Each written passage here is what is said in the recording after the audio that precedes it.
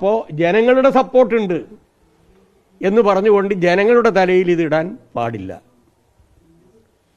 ഒരു രൂപത്തിലും കേരളത്തെ മദ്യത്തിൽ മുക്കിക്കൊല്ലാൻ അനുവദിക്കില്ല.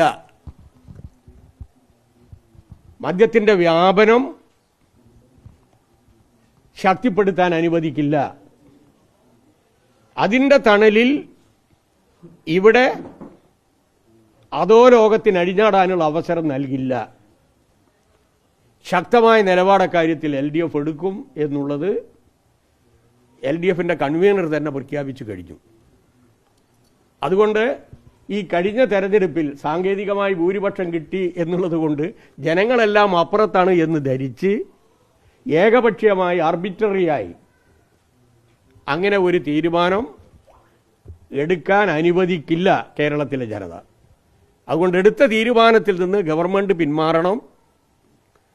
മാത്രവുമല്ല, ഈ ബഡ്ജറ്റിൻ്റെ നിയമപരമായ ഭരണഘടനാപരമായിട്ടുള്ള ചട്ടവിരുദ്ധമായിട്ടുള്ള കാര്യങ്ങൾ ഭരണകക്ഷിയെ ഓർമ്മപ്പെടുത്താനുള്ള ബാധ്യത ബഹുമാനപ്പെട്ട സ്പീക്കർക്കുണ്ട് എന്നുള്ളത് കൂടി ഞാൻ ഓർമ്മപ്പെടുത്താൻ ആഗ്രഹിക്കുകയാണ്.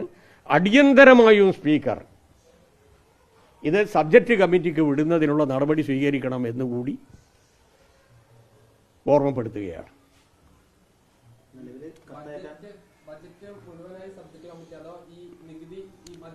അല്ല, ബഡ്ജറ്റിൻ്റെ എല്ലാം പോകുമല്ലോ സബ്ജക്റ്റ് കമ്മിറ്റിക്ക്. കാരണം ഈച്ച് ആൻഡ് എവരി ഡിപ്പാർട്ട്മെൻ്റാണ് ഇത് സ്ക്രൂട്ടിനി നടത്തുന്നത്. അതിലിപ്പം മുമ്പ് നടത്തിയിട്ടുണ്ടല്ലോ എന്നാണ് ചോദിക്കുക. മുമ്പ് നടത്തിയെന്ന് പറഞ്ഞു കഴിഞ്ഞാൽ അതിൽ നിന്ന് വിഭിന്നമായിട്ടുള്ള ബഡ്ജറ്റാണ് ഇപ്പോൾ അവതരിപ്പിച്ചിട്ടുള്ളത്.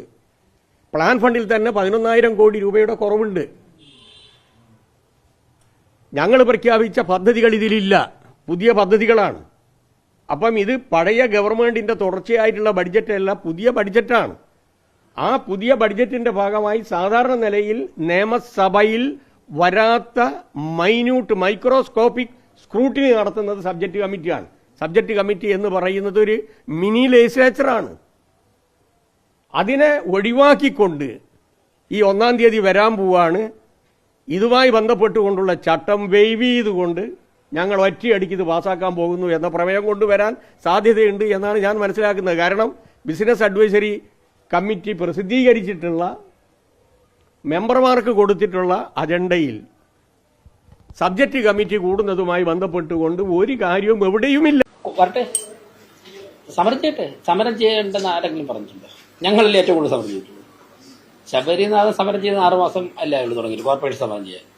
ഞാൻ സമരം ചെയ്തതുപോലെ ഇവിടെ ആര് ഇപ്പോൾ ഉള്ളവർ സമരം ചെയ്തിട്ടുള്ളൂ ഈ കോർപ്പറേഷൻ. സമരമൊക്കെ ജനാധിപത്യപരമായുള്ള എല്ലാ സമരങ്ങളെയും ഞങ്ങൾ ബഹുമാനിക്കുകയാണ്. പിന്നെ മുനിസിപ്പൽ ആക്ടിലും ജനപ്രാതിനിധ്യ നിയമത്തിലൊക്കെ ഉള്ള എല്ലാ കാര്യങ്ങളും, അത് അവിശ്വാസമാവട്ടെ ഏത് കാര്യങ്ങളും ഓപ്റ്റ് ചെയ്യാനുള്ള അവകാശം എല്ലാ രാഷ്ട്രീയ പ്രസ്ഥാനങ്ങൾക്കുണ്ട്. അതിനെയും ബഹുമാനിക്കും. 57,000-ൽ പരം സ്റ്റാഫുണ്ട് ആരോഗ്യവകുപ്പ്. എല്ലാവരും പറയുന്നതിന് മറുപടി പറയലല്ല മന്ത്രിയുടെ ജോലി. ശരി, എൻ്റെ കോൾ ഫോർ ചെയ്തിട്ടുണ്ട്.